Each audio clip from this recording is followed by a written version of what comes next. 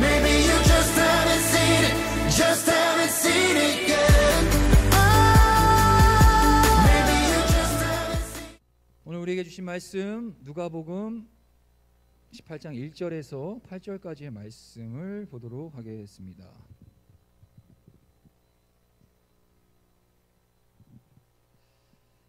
누가복음 18장 1절에서 8절까지 교독하겠습니다. 제가 한 절, 여러분들이 한 절, 마지막 절 합독해서 하나님 앞에 봉독에 올리도록 하겠습니다.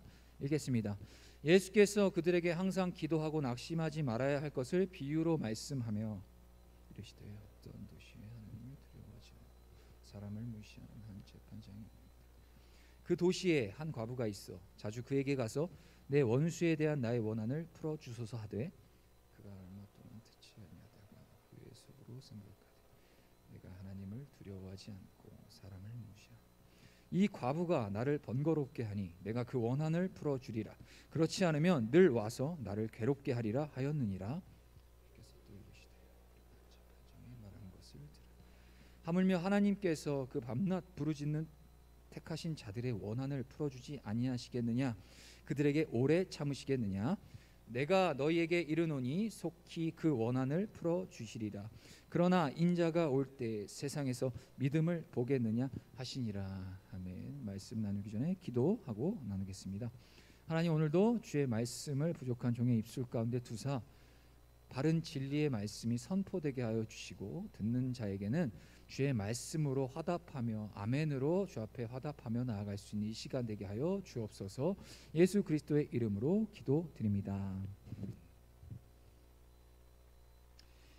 과거 평생을 본질상 진노의 자녀로 답이라고는 도무지 찾아볼 수 없는 인생의 고뇌와 문제거리만 붙들고 씨름해 오던 제게 하나님의 주권적인 그 역사와 전적인 은혜로 말미암아 구원의 참 소망을 발견하게 되었던 그때 그 순간부터 지금까지 저는 웬만한 일들은 그냥 대수롭지 않게 넘길 수 있는 이 내성과 유연성을 가지고 살아왔어요. 지금도 그렇게 살아가고자 노력하고 있고요.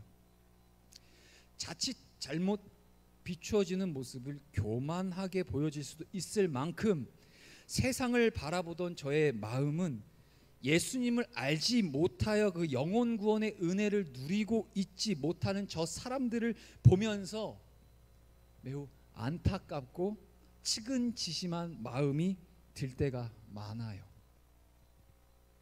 예수님 모르고 평생 죄, 악의 시궁창 속에서 살면서 그 가운데 어떻게든 버티고 살아보겠다며 어금니를 악물던 제게 찾아오셔서 우리 주님이 자기 아들 생명 내어줄 만큼 나를 사랑한다는 그 사랑의 세레나데 그 몇 소절 안에 담겨있는 그 하나님의 진심이 저의 마음과 생각과 가치관을 송두리째 바꿔 놓으셨죠. 여하튼 하나님으로부터 받은 그 사랑이 도저히 감당할 수 없을 만큼 크게 다가왔기에 현실 앞에 놓인 그 어떤 문제들도 대수롭지 않게 느껴지고 그저 웃어 넘길 수 있었던 것 같아요. 그리고 아무리 대단한 업적을 이룬 사람이든지 또는 대단한 사회적 지위를 가진 사람이든지 아니면 막강한 재력가든지 간에 그저 그들은 제 눈에 예수님 모르고 살아가는 불쌍한 죄인들로밖에 비추어지지 않았어요. 그렇게 웬만한 건 그저 웃으면서 유연성 있게 넘길 수 있는 나름대로의 내공이 생기긴 했는데 딱 한 가지 제가 정말 지금까지도 참기 어려운 부분이 딱 한 가지가 있어요.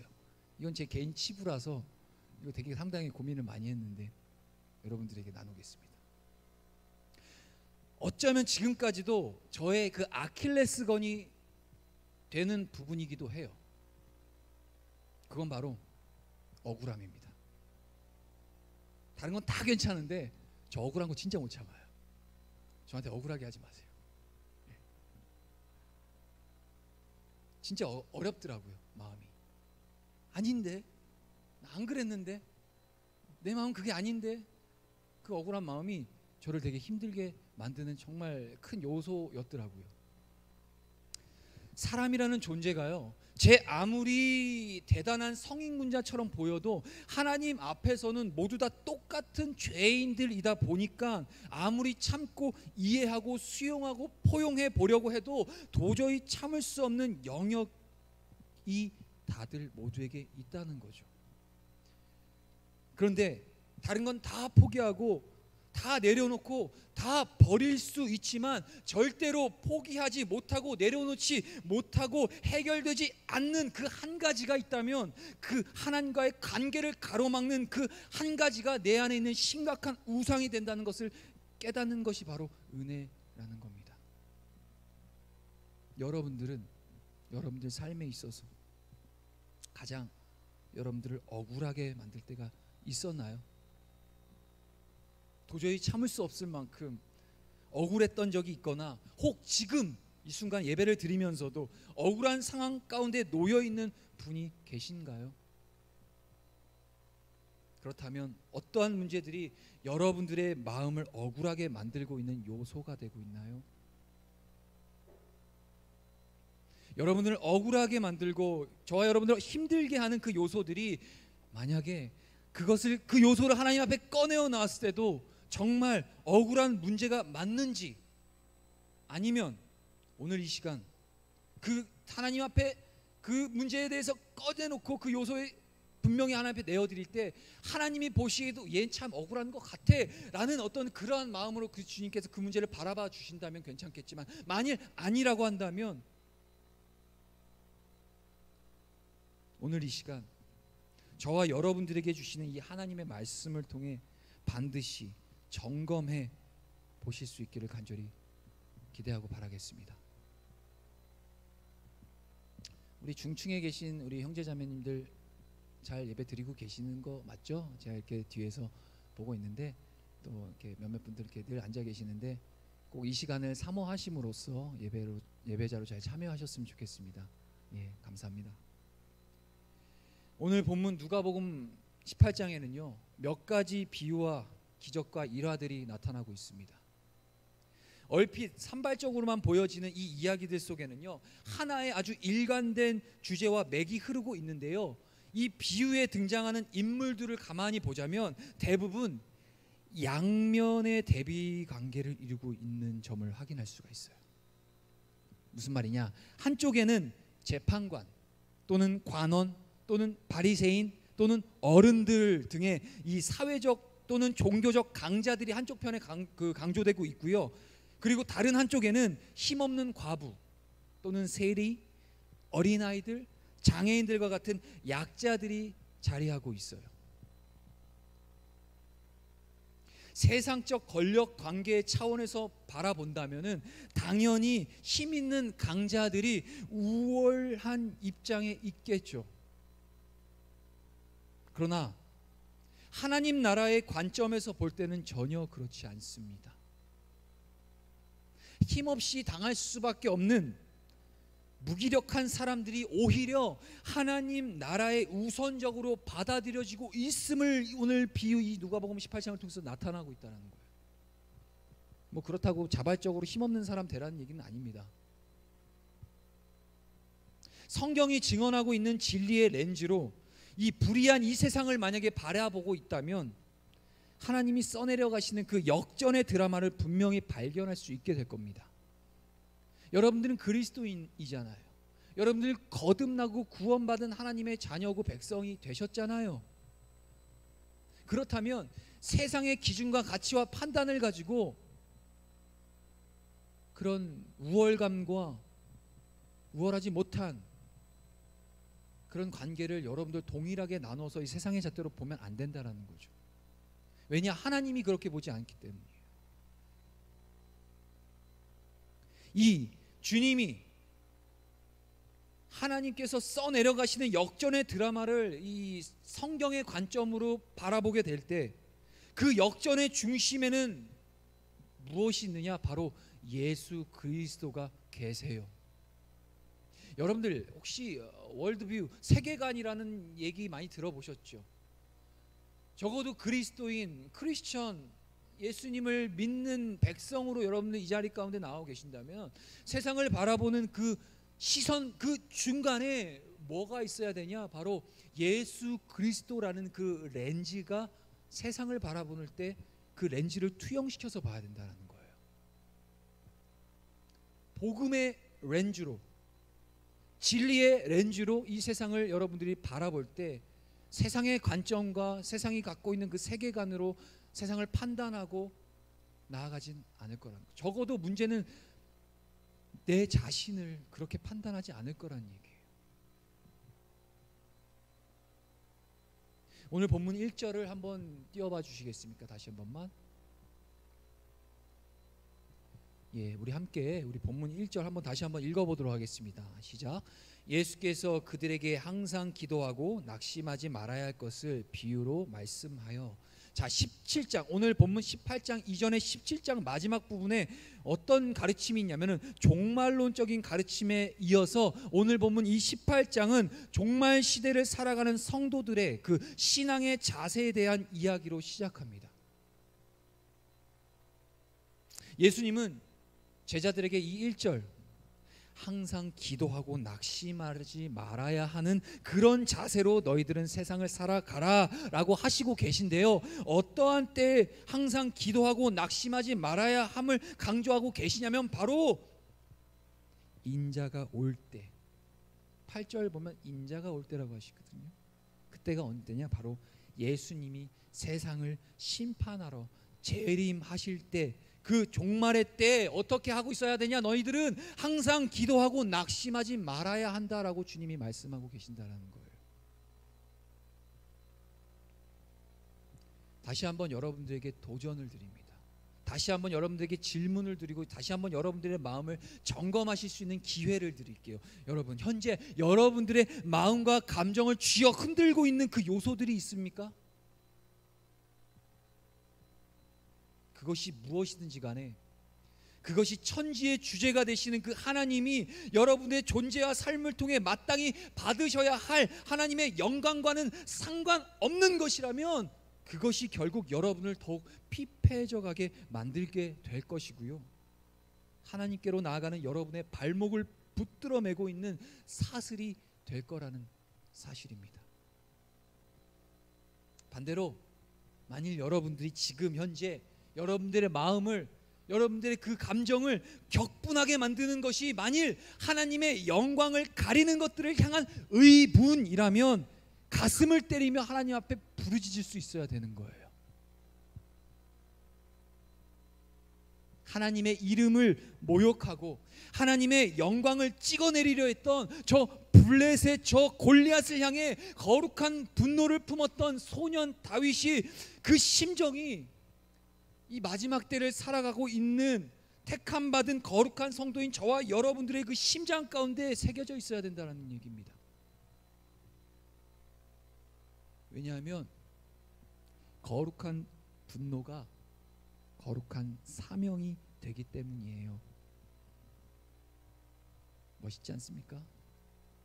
거룩한 분노가 거룩한 사명이 된대요. 저 거기에 참 100% 공감하는 부분입니다. 다윗이 저 기골이 장대한 3m 한 20 정도라고 뭐 이렇게 성경학자들은 얘기하는데, 어쨌든 그 기골이 장대한 골리앗을 향해서 끊임없이 너희 이스라엘, 너희 여호와 하나님 어디 있냐, 나와봐라 하면서 하나님의 영광을 눌러내릴 때 다윗, 그 16살도 채 안 된 그 어린 다윗이 골리앗을 향해서 너는 칼과 단창으로 내게 나아오지만 나는 만군의 주 여호와의 이름으로 내게 나아간다라고 하면서 그 거룩한 의분이 그의 거룩한 사명으로 바뀐 것처럼 저와 여러분들, 오늘 예배 자리 가운데 나온 저와 여러분들도 이 세상을 향해서 이 불의하고 하나님의 영광이 땅에 떨어지고 있는 이때 택하신 백성으로서 여러분들이 부르짖어야 할, 간절히 호소해야 될 그 제목은 바로 하나님의 영광이 이 땅에 떨어지고 있는 그 애통한 심정으로 다윗처럼 호소해야 된다는 겁니다.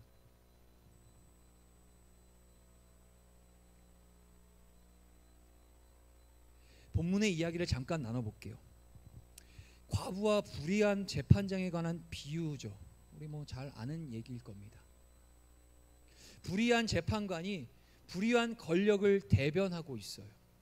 당시에 예수님께서 그 재판관을 향하여서 뭐라고 하셨냐? 불의하다라고 예수님이 그 재판관을 향해 예수님이 직접 비유를 통해 여차 해서 이 재판관은 걔는 불의한 애다라고 예수님이 직접 그 재판관을 불의하다라고 정의 내리고 있어요. 그 정의 내리신 이유는 과연 무엇일까요? 그냥 뭐 사회적 지위와 권력을 이용해서 뒷주머니 싹 차서 청탁과 막 이런 우리가 생각하는 일반 상식적인 부분을 봤을 때 그러한 불의함이 그 재판관에게 있기 때문에 예수님께서 그를 쟤는 불의한 애야 라고 정의 내리셨을까요? 아니죠. 성경을 여러분 자세히 읽어보시면 그가 어떤 사람이었는지 얘기를 해주고 있어요. 그가 하나님을 두려워하지 않으며 사람들을 안중에도 두지 않았던 자였기 때문에 예수님은 그를 향해서 불의한 자다라고 얘기하고 있어요. 만일 재판관이 하나님을 두려워하는 마음을 만약에 가졌더라면 하나님의 이름 때문에라도 그 과부의 억울함에 대해 무관심하지는 않았을 겁니다. 왜냐하면 레위기서 보면 율법 자체가 고아와 과부와 그런 소외된 자들을 돌봐주라라고 율법에는 나와 있기 때문에 적어도 하나님을 조금이라도 경외하는 사람이었다면은 끊임없이 자신에게 와서 호소하고 탄원했던 그 과부를 모른 척하지 않았을 거예요. 그런데 갑자기 이 불의한 재판관은 그 정의를 호소하고 있는 그 과부의 간청을 갑자기 들어주기로 결심하죠. 그런데 그가 과부의 간청에 귀를 기울인 유일한 이유는 그 과부를 염려해서가 아니었어요. 그저 자기 자신을 염려했기 때문이었어요. 그는 이렇게 얘기합니다. 이 과부가 나를 번거롭게 하니 내가 그 원한을 풀어주리라. 그렇지 않으면 이 과부가 늘 와서 나를 괴롭게 하리라. 귀찮다는 거예요. 아주 그냥 귀찮아 죽겠다는 거예요. 들러붙는다는 거예요. 재판관은 그 여인의 결연하고 절박함을 분명히 알 수 있었어요. 그대로 계속 모른 채 하다가는 끈질기도록 찾아와 자기를 귀찮게 할 것이라고 그는 판단했던 거예요. 그걸 봤을 때 이 재판관은 남은 조금도 생각하지 않는 사람,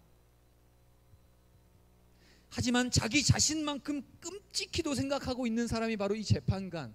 그를 향해서 우리 주님이 뭐라고 얘기냐? 불의하다라고 얘기하는 거죠. 근데요, 오늘 본문을 가만히 보시면 예수님께서 이 비유를 사용하실 때 이 비유, 이 재판관을 향해서 쓰신 그 비유의 대상이 누구죠? 하나님이세요. 그런데 하나님께 적용될 때는 경우가 아주 달라집니다. 하나님의 응답은 그 동기가 다르기 때문이에요. 이 사람과는 완전히 달라. 하나님이 응답하실 때는 하나님의 그 동기는 이 재판관, 불의한 재판관은 완전히 다른 동기로 응답하시는 거예요. 하나님은 자신의 안위와 유익을 위해 행동하시는 분이 아니시죠. 왜? 하나님 아쉬울 거 없으세요. 하나님이 뭐가 아쉬워서 자신의 안위를 걱정해야 되나요? 하나님 천지의 만물의 주제가 되시는데 뭐 그 세상의 대단한 권력자들이 자기 뭐 무슨 상관이 있겠습니까? 하나님은 스스로 I am who am I, who I am. 나는 스스로 있는 자라는 거예요. 너희들이 없어도 이 지구 모든 만물이 없어도 나는 스스로 존재하는 자가 그게 주님이신데 뭐가 아쉬워서 자신의 유익을 위해 행동하시는 분이시겠습니까? 아니에요. 저와 여러분들을 이곳 가운데 불러주신 것도 여러분들에게 상당히 죄송한 말씀 제가 드리지만 여러분들이 필요해서가 아니에요. 단 하나 그냥 여러분들 사랑하시니까.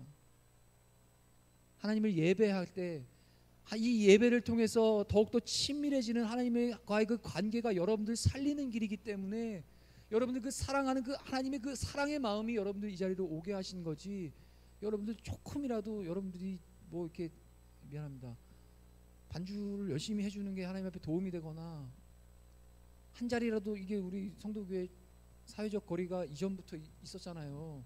코로나 이전부터 이 정도 거리는 있었잖아요. 이 자리 한 자리 채우는 게, 내가 나가면 그래도 우리 리더가 좀 어깨 파워가 실리겠지, 좀 예배 주님이 한번 좀 0.1%라 조금 더 받으시지 않을까, 혹시라도 이런 마음 가지고 오신 분이시라면은 네, 그건 아니죠. 하나님 그러신 분이 아니세요.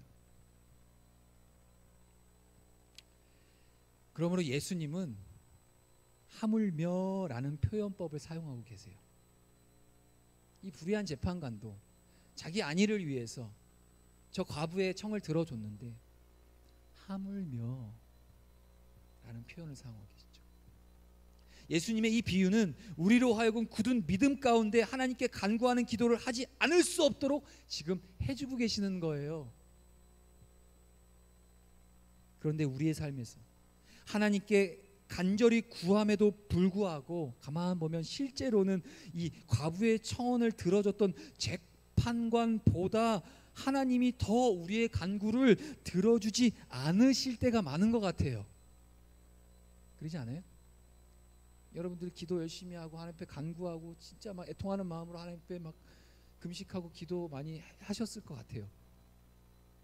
지금도 기도하고 있는, 애통함으로 기도하고 있는 뭔가 제목이 있을지 모르는데, 시간이 지나고 아무리 그 정한 기도를 드려도 하나님 들으시지 아니하시는 것 같고, 그냥 안 계신 것 같고, 거절하시는 것 같고, 이걸 봤을 때 오늘 차라리 어쩌면 이 불의하다고 얘기하신 이 재판관이 끈질기게 애청하는 그 과부의 요청을 들어줬던 차라리 이 재판관이 어쩌면 조금 더 설득시키기 쉬운 존재처럼 보여질 수도 있다라는 거예요.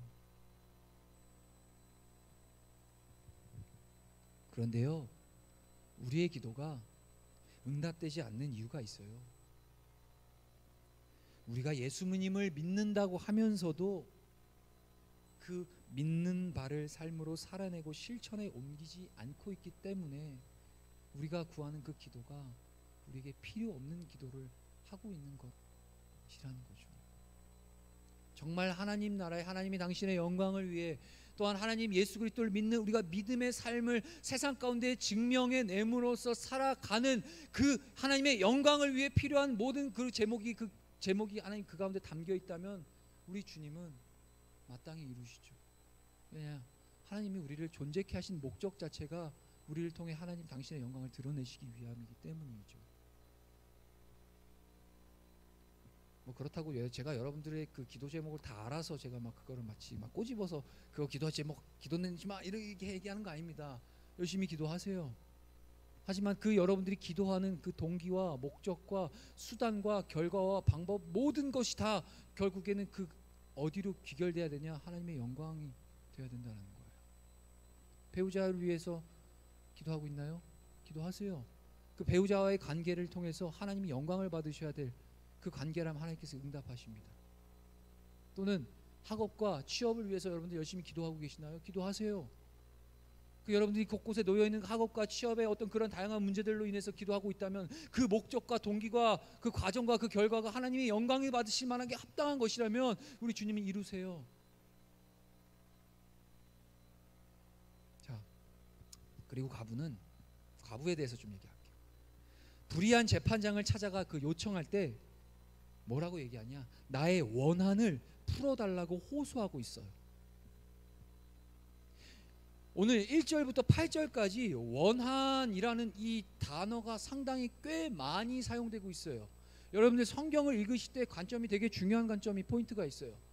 성경을 여러분들 하루에 한 장을 읽으시든 뭐 몇 장을 읽으시든 아니면 뭐 한 권을 읽으시든 여러분들 읽고 있는 그 성경 안에 그 단어가 또는 내용이 반복되고 있다면 그건 그냥 반복대로 그냥 할 일이 없어서 적어 놓으신 게 아니에요. 다 그 안에 깊은 의미가 있어요. 근데 오늘 이 누가복음 18장 1절 8절까지 그 원한이라는 단어가 반복적으로 사용되고 있어요. 이 원한이라고 쓰여진 에크 디케오, 에크 앞에 디케오. 자, 이 단어의 참된 의미를 살펴보면 어떤 의미가 있냐? 변호하다 또는 보복하다 또는 벌하다라는 단어가 바로 이 원한이라는 의미예요. 자, 정리를 하면 과부에게 처한 이 불의에 대해서 이 불의한 재판관에게 이 과부는 뭘 요청하고 있냐? 보복을 요청하고 있는 거예요. 벌을 내려주기를 요청하고 있는 거예요. 그냥 제 얘기 좀 들어주세요.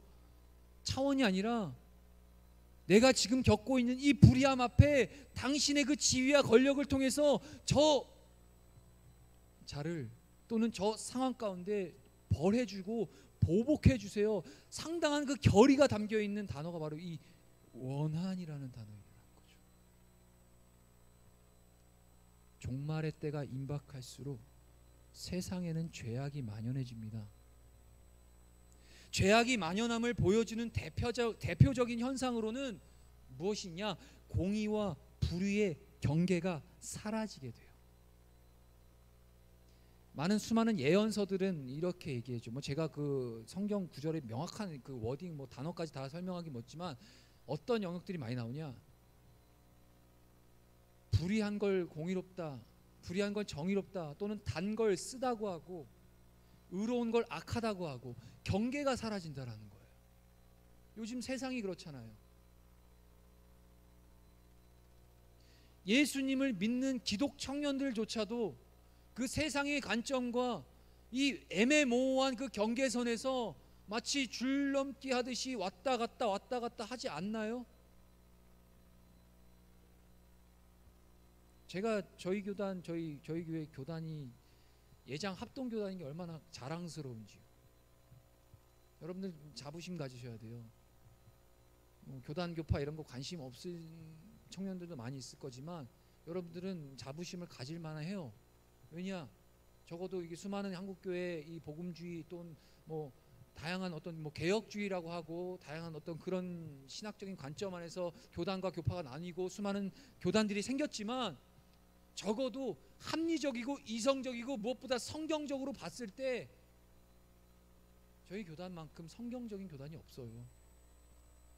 그렇기 때문에 여러분들 거기서 지금 메시지를 듣고 계신 거고 그 안에서 여러분들이 성경을 제자훈련 통해서 지금 배우고 계시는 거예요. 프라이드 가지세요. 제가 좀 멀리 나갔지만 무슨 얘기를 드리고 싶냐?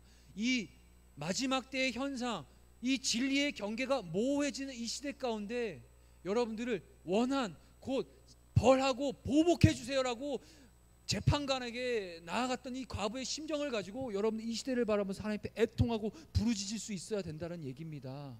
할렐루야.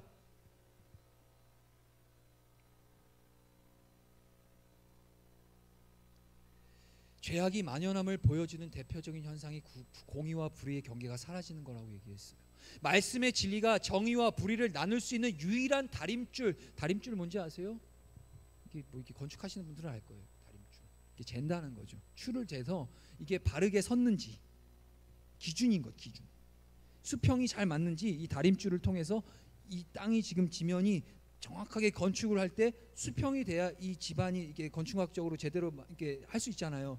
그거를 이제 그 기구를 다림줄이라고 하는데 이 죄악으로 만연해 비진리로 말미암아 타락해 버린 이 세상과 하나님의 진리가 이 세상과 이 죄악 가운데 우리가 분별할 수 있는 하나님의 말씀이 다림줄이 된다는 거예요. 끊임없이 여러분들은 말씀을 통해서 분별해야 돼요. 특히나 점점점 나이가 어릴수록 더 분별력을 상실할 가능성이 커요. 제가 정말 여러분들 다 귀하지만 귀하게 여기는 우리 신입생들, 특히나 이제 대학생활 할 텐데 대학생활 캠퍼스 생활 하면 아마 더 많이 느낄 겁니다. 그리스도인과 넌 크리스찬의 그 경계선에서 내가 어디까지 수용하고 어디까지 받아들이고 어디까지 거절해야 될 것인가에 대해서 끊임없는 여러분들 고뇌 가운데 빠져야 돼요. 말씀을 통해 모르겠으면은 지도자를 찾아가 물어보세요. 그러한 작업이 우리에게 필요합니다. 그러므로 택하심을 받은 이 하나님의 백성인 우리는 이 불의한 세상을 살아갈 때 하나님께 부르짖음으로 주님의 오심을 우리는 준비해 나가야 된다는 사실입니다. 그런데 우리가 중요하게 알아야 될 사실이 있어요. 세상의 불의함을 보고 하나님을 향해 탄원하고 호소하며 원한을 풀어달라고 부르짖어야 합니다. 그런데 이 불의와 탄원의 기준은 하나님의 말씀 곧 진리여야 합니다. 하나님의 말씀을 기준 삼은 판단이 아니라면 그건 세상의 빛과 소금이 되어야 할 성도인 우리가 해야 될 자세가 아니라 그저 우리는 종교적인 우월감에 빠져 내 경험과 지식 또는 종교 행위를 기준 삼아서 세상을 판단하는 종교적 우월감에 빠진 교만함에 그치지 않다라는 거예요. 제가 무슨 얘기 드린지 이해가 되시나요? 세상을 향해서 여러분들 그 공의와 하나님의 정의를 애통해하면서 죄악이 만연한 상황을 향해서 부르짖어야 하는데 죄악이 만연한 상황, 하나님을 알지 못하는 상황, 사람들을 향해서 우리가 그 끓는 감정을 가져야 되는데 그 기준이 뭐냐? 주의 말씀이어야 된다는 거예요. 그저 나는 모태신앙이니까, 나는 주일 잘 지키니까, 나는 섬기는 자니까, 라는 차원을 가지고 너는 섬기지 않는, 너는 이 시간에 나가서 주일날 나가서 캠핑하고 있잖아 라고 하면서 여러분들이 판단하는 그 기준이 하나님의 말씀과 그 진리에 근거하지 않으면 무엇이 되냐? 그냥 종교인, 바리새인으로 전락할 수 있다는 거예요. 이 부분이 여러분들 제가 정말 중요하게 드리고 싶은 포인트예요. 뭐냐? 이 시대에 너무나도 당연하죠. 하나님의 말씀이 수많은 동성에 대한 관한 이슈가 있고 또 막 여러 가지 사회적 이슈들이 교회 안에서도 그것들이 수용되어지고 하나님의 말씀이 아니라고 하는데도 기다라고 하면서 그것들을 받아들이고 자기 의식대로, 자기 경험대로, 자기 지혜대로, 자기 어떤 생각대로 그것들 다 수용하는 모습들을 봤을 때 적어도 저희 교단은 아닌 건 아니다라고 얘기할 수 있어요. 근데 이 표현과 이 행위가 자칫 잘못하면 저들을 향해서 맥락 없는 판단과 정죄로밖에 저들 귀에 안 들릴 수 있다는 거예요. 이해가 되세요? 제가 상당히 중요하게 여기는 게 제 설교 처음에 얘기 드렸을 때 제가 가장 세상에서 가장 힘들어하는 부분이 억울함이라고 얘기했는데 반대로 제가 정말 중요하게 여기는 건 뭐냐? 태도입니다. 태도. 그리스도인의 태도. 진리를 수반했어도요, 그 진리를 수반한 자가 세상 가운데 하나님의 복음을 증거하고 진리가 진리다라고 얘기할 때 그리스도인이 갖고 있어야 될 그 합당한 매너와 태도가 있지 않으면 세상은 귀를 막아요. 지금 한국교회 안에서 수많은 비난의 여지가 손가락질이 계속 일어나고 있는 부분이 결정적인 요소가 있는데 그거는 그리스도인의 그 매너 없음, 태도. 이 매너라는 거 제가 얘기하는 게 인간적인 어떤 그런 부분들 얘기하는 게 아니에요. 정말 그 영혼을 향하는 마음, 하나님의 마음으로 그들을 대하고 저들도 옳은 대로 돌아오고 하나님의 복음의 진리로 다 들어야 된다면은 저들 향한 우리의 마음이 정말 긍휼함으로 나아갔을 때 그 진리도 그 마음 가운데 잘 수반에 담겨져서 마음이 전해지고, 내가 다른 사람 얘기는 내가 듣고 싶지 않지만 다른 저 예수쟁이들 얘기는 내가 듣고 싶지 않아. 근데 내가 네 얘기는 한번 들어볼게 정도의 수준은 돼야 되지 않겠습니까, 여러분? 그죠?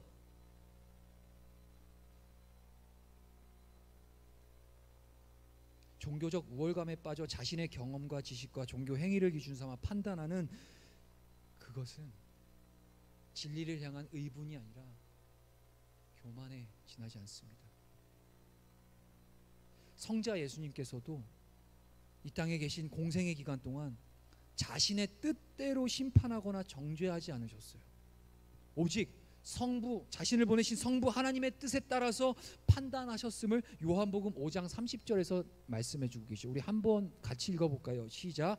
내가 아무것도 스스로 할 수 없노라. 듣는 대로 심판하노니 나는 나의 뜻대로 하려 하지 않고 나를 보내신 이의 뜻대로 하려 함으로 내 심판은 의로우니라. 우리가 하나님의 말씀을, 진리를 들고 세상 가운데 나가서 외치고 불의함 가운데 하나님 앞에 호소하며 나아갈 때 그것은 나의 뜻, 나의 개인적 경험이 아니라 하나님 뜻으로 하나님께 묻자와 하나님이 기뻐하시는 그것이라면 담대하게 나아가 주의 복음을 전거하고 애통해함으로 하나님께 호소하고 부르짖을 수 있어야 된다는 거죠. 하나님은 사랑이시잖아요. 맞죠? 그런데요, 중요한 게 있어요. 하나님은 사랑이세요. 그런데요, 사랑은 하나님이 아닙니다. 이해가 되세요? 하나님은 죄를 사랑하지 않으세요. 죄마저도 사랑하시는 건 하나님이 아니에요. 그건 인간적인 휴머니즘이죠. 하나님은 어떠한 분이시냐? 사랑의 하나님 맞습니다. 하지만 그 사랑은 공의와 함께 갑니다. 하나님의 공의가, justice, 공의, 법정적 용어죠. justice. 하나님의 사랑은 하나님의 공의로 증명돼요. 하나님의 사랑은 예수 그리스도의 십자가 형벌을 통해서 증명되신 거예요.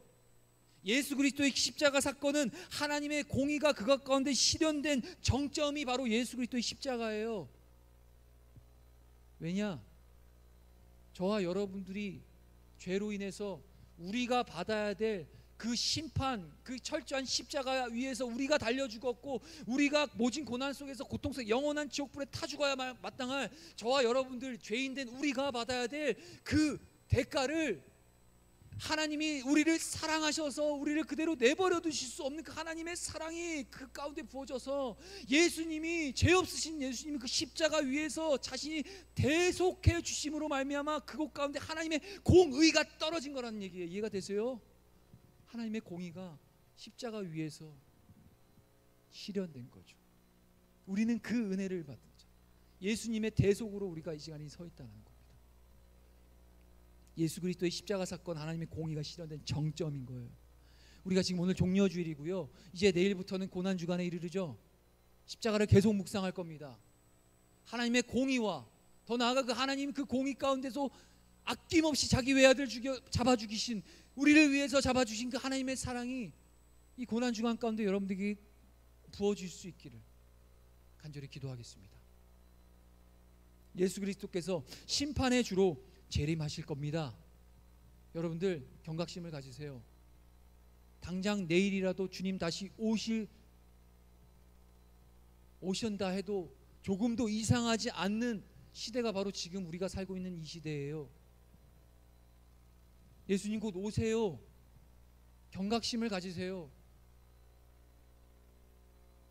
불의한 재판장 앞에 날마다 찾아가서 자신의 억울함을 호소했었던 그 과부의 심정, 저 골리앗을 향해서 너는 하나님의 영광을 땅에 떨어뜨리고 있으나 나는 만군의 주 여호와 이름으로 그런 너를 내가 심판하노라 하면서 그 거룩한 의문을 가지고 그 골리앗 앞에서 나아갔던 것처럼 이 시대에 하나님 언제 다시 예수님 다시 오실지 우리는 알 수 없지만 이 시대와 상황을 봤을 때 이 불의함이 만연한 이때 우리가 주님 앞에 나아가요. 택하신 자들의 그 부르짖음으로 우리가 오늘도 이 자리에 나와 부르짖어야 되지 않겠습니까? 초림의 주, 우리 초림의 주는요, 순하디 순한 어린 양으로 오셨어요. 하지만 재림하여 오시는 그 예수님은 두렵고 떨리는 그 어미하신 모습으로 심판의 주로 오실 겁니다. 하나님을 두려워하는 것이 의예요. 이를 뭐라고 표현하는지 아세요? 경외함이라고 표현합니다. 하나님을 두려워하지 않음이 반대로 하나님을 두려워하지 않는 것이 불의예요. 이를 불경건이라고 정의할게요. 이 재판장이 불의하다고 하는 예수님께서 정의한 이유는 하나님을 두려워하지 않았기 때문이에요. 이 시대에 하나님을 경외하지 않는다고 큰일 납니다. 하나님을 경외하세요. 하나님을 두려워하십시오. 두려워한다는 게 막 벌벌 막 오금이 떨리도록 이런 막 사지가 떨리도록 이런 차원의 그런 경외가 아니라 주님의 말씀이 나를 실제로 움직여낼 수 있는 그 마음, 하나님의 그 공의가 내 삶에 떨어지고 내 삶에 적용되고 나아가 이 세상이 이 불의한 가운데 하나님의 공의가 실현되는 그때를 바라보면서 우리가 주님이 다시 오실 것을 준비하는 것, 이것이 오늘 말씀을 통해서 저와 여러분들에게 선포되진 하나님의 메시지입니다. 경건의 모양만으로 하나님의 심판을 피해갈 수는 없습니다. 오직 경건의 능력이 나타나는 삶이 하나님의 심판의 기준이 됩니다. 마지막으로 빌립보서 2장 6절에서 8절까지 말씀을 읽고 마무리하겠습니다. 우리 예수님, 내일이면 고난주간 십자가 위에서 죽으신 그 모진 고난의 그 과정을 몸소 인성으로 오셨기 때문에 우리 주님은 그대로 우리가 느끼는 고통을 그대로 받으신 분이세요. 예수님은 인성과 신성이 함께 있으신 분이세요. 하나님의 아들임과 동시에 사람으로 오셨어요. 사람으로 오셨다 하면 이 땅에서 그 3년 동안 철저하게 그 십자가 위에서 받으신 모든 고난과 희생과 핍박과 조롱을 우리가 지금 느끼는 것 그대로 예수님 그대로 받으셨다는 얘기예요. 우리 한번 빌립보서 2장 6절에서 8절까지 한번 읽어보도록 하겠습니다. 시작. 그는 근본 하나님의 본체시나 하나님과 동등됨을 취할 것으로 여기지 아니하시고 오히려 자기를 비워 종의 형체를 가지사 사람들과 같이 되셨고 사람의 모양으로 나타나사 자기를 낮추시고 죽기까지 복종하셨으니 곧 십자가에 죽으심이라. 아멘. 이러한 주님을 우리가 믿고 나와 이 자리에 나온 겁니다. 하나님 앞에 부르짖읍시다. 택하신 자들입니다. 저와 여러분들이 이 예수님의 그 핏값으로 이 하나님의 본체 곧 하나님 되신 그분이 자신을 다 내어드리고 종의 신분으로 이 땅 가운데 오셔서 그 모진 십자가의 고난을 누구 때문도 아니에요. 내 옆에 있는 이 형제 자매 때문이 아니에요. 나 때문에 우리는 자꾸 2000년 그때로 타임머신 타고 돌아가서 그때 그 유대인들이 잘못했지, 그때 그 로마 병정이 예수님을 잡아 죽인 거 아니야, 나랑은 무슨 상관이라고 내 안에서 계속해서 그렇게 합리화시키는데 아니에요. 지금 나를 위해서 우리 주님이 비하되신 거예요. 왜 그러셨어야 되나요? 여러분들 사랑하시니까. 그 사랑의 하나님이 오늘 여러분들에게 곧 임박한 마지막 때를 살아가는 저와 여러분들에게 택하신 자들이 어떠한 마음과 어떠한 자세로 살아가야 되는지 분명하게 계시하고 말씀하고 계신다라는 것을 기억했으면 좋겠습니다. 우리 함께 찬양팀 준비해 주시길 바랍니다. 미안하게 됐습니다. 참 여러분들에게 힘이 되고 뭔가 소망이 되는 메시지를 많이 나눠드리고 싶은데 그렇지 못하는 것 같아서 참 제 개인적으로 미안한 부분이 있어요. 하지만 제 개인적인 우리의 관계가 여러분들을 살리지 않습니다. 이 진리 대신 하나님의 말씀이 여러분들을 살리게 하시는 거예요. 임박한 이 종말의 때에 수많은 거짓의 세상의 메시지들이 여러분들에게 침투할 것이고요. 그 메시지들이 여러분들의 삶을 쥐어 흔들 거예요. 어쩌면 지금 여러분들이 불의하다, 억울하다, 내 삶이 왜 이러냐 호소하고 지금 그 기도 제목이 뭔지는 모르겠지만 그것이 하나님의 그 공의와 정의 앞에 그걸 끄집어냈을 때 하나님과 상관없는 것들이라면 그냥 그때 그냥 철저히 포기하시고 그냥 주님의 영광을 위해서 사세요. 그게 사는 길입니다. 이 시간 하나님 앞에 찬양할 건데요, 나의 예배를 받으소서. 날마다 우리는 연약해서 넘어질 수밖에 없는 존재지만 그럼에도 불구하고 다시 한번 우리를 은혜의 자리로 부르셔서 다시 한번 발딱 일어나 주님을 응시할 수 있도록 우리에게 은혜를 허락해 주신 그 주님을 믿습니다. 그런 고백으로 우리 주님 앞에 우리가 진심을 다해 좀 찬양했으면 좋겠습니다. 우리 함께 자리에서 일어나십시다.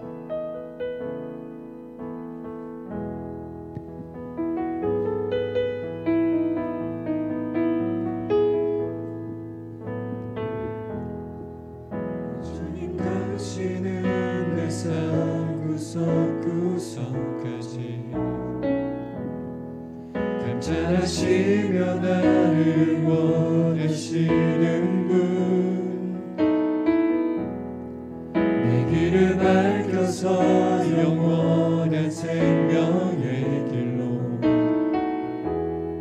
인도하시며 나를 경영하시는 우리 한번 더 분, 찬양합시다. 오 주님, 오 주님 당신은 내 삶 구석구석까지 감찰하시며 나를 원하시는 분, 내 길을 밝혀서 영원한 생명의 길로 인도하시며 나를 경영하시는 분, 크고 작은 크고 작은 갈등을 겪고 나지만 항상 결국 당신을 선택합니다. 나의 유일한 고백의 대상은 오직 아름다운 당신뿐입니다. 나의 유일한 고백의 대상은 오직 아름다운 당신뿐입니다. 나의 예배를 받으소서, 홀로 영광을 받으소서. 주여, 나의 주여.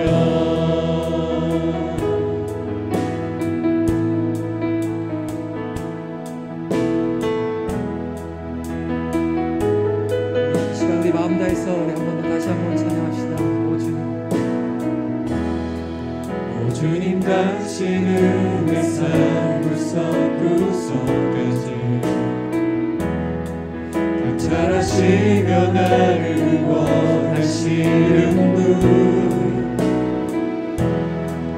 내 길을 밝혀서 영원의 생명의 길 우리를 인도하시고 격려하시고 인도하시며 나를 경영하시는 분, 크고 작은 크고 작은 갈등을 겪고 나지만 항상 결국 당신을 선택합니다. 크고 작은 크고 작은 갈등을 겪고 나지만 항상 결국 당신을 선택합니다.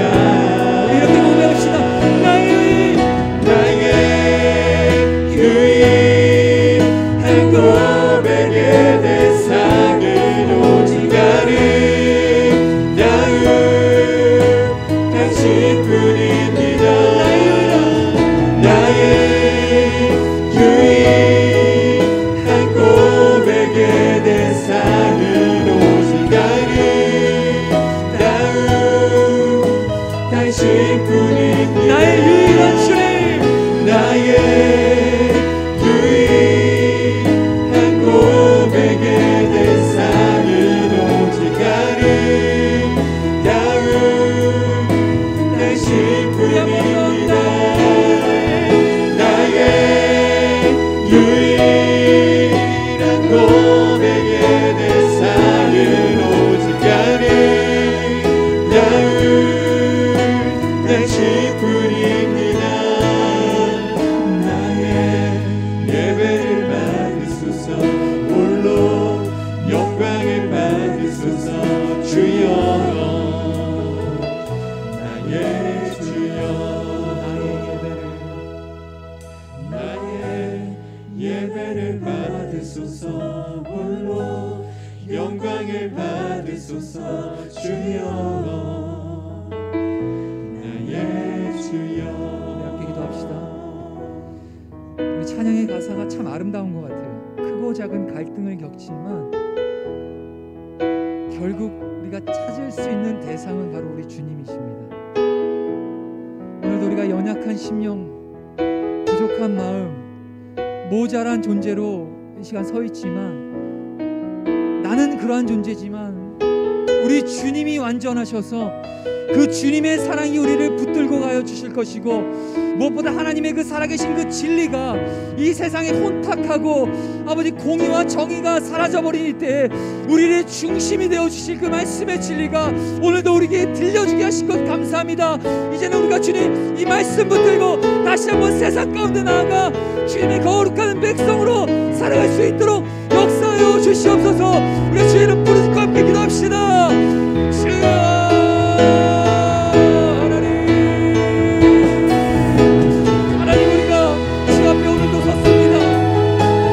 작은 아버지 문제들 속에서 여전히 넘어질 수밖에 없는 연약한 우리지만 하나님, 그럼에도 우리를 당신의 은혜로 주님의 사랑으로 붙잡아 주셔서 생명을 다해 그 십자가의 은혜를 경험케 하여 주시고, 아버지 우리를 향한 하나님의 신실하신 주의 말씀을 통해 다시 한번 경각심을 주시고 세상으로 나아가 거룩한 백성으로 하나님의 나라의 제사장 직분을 가지고 살아갈 수 있는 결단과 의지를 주시며 감사합니다. 하나님, 오직 주님을 예배할 수 있는 예배자로 우리가 살기 원합니다. 주님의 영광만을 저 골리앗이 주님의 영광을 땅에 떨어뜨릴 때 내가 만군의 주 여호와로 내게 나아가노라 외쳤던 그 다윗의 결단과 그 거룩한 의분이 우리에게 거룩한 사명으로 나아갈 수 있도록 인도하여 주시옵소서.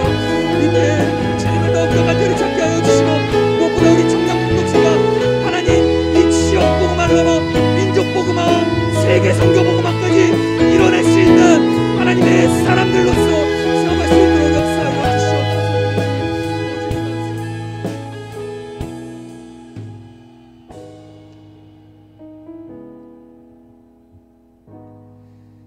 살아계신 하나님, 참으로 불의한 이 세상 가운데 마지막 때를 살면서 우리를 부르신 하나님의 그 부르심 앞에 수많은 갈등과 또 모호한 그 경계 속에서 우리의 존재를 상실하기 쉬운 이때에 하나님, 우리가 오직 기대하고 바라고 또 소망할 것은 우리의 간구를 들으시고 우리 가운데 선한 일을 행하시는 오직 하나님이신 줄 믿습니다. 하나님, 그 믿음의 고백을 가지고 살아가게 하여 주시고 한 주간도 우리를 그 십자가에서 영원한 죄와 사망의 권세로부터 우리를 건지신 주님을 바라보고 묵상하며 더 깊은 은혜 자리로 나아가 승리하는 하나님의 택한 부르심받은 공동체로 살아갈 수 있도록 인도하여 주시옵소서. 지금은 우리 주 예수 그리스도의 은혜와 하나님 아버지의 영원하신 사랑과 성령의 교통하심이 오늘 택함 받은 자로서 주님 앞에 부르짖으며 우리의 거룩한 사명의 자리로 나아가 승리하기를 다짐하고 결단하는 주의 사랑하는 모든 청년들 가운데 지금부터 영원토록 함께 있을지어다. 아멘.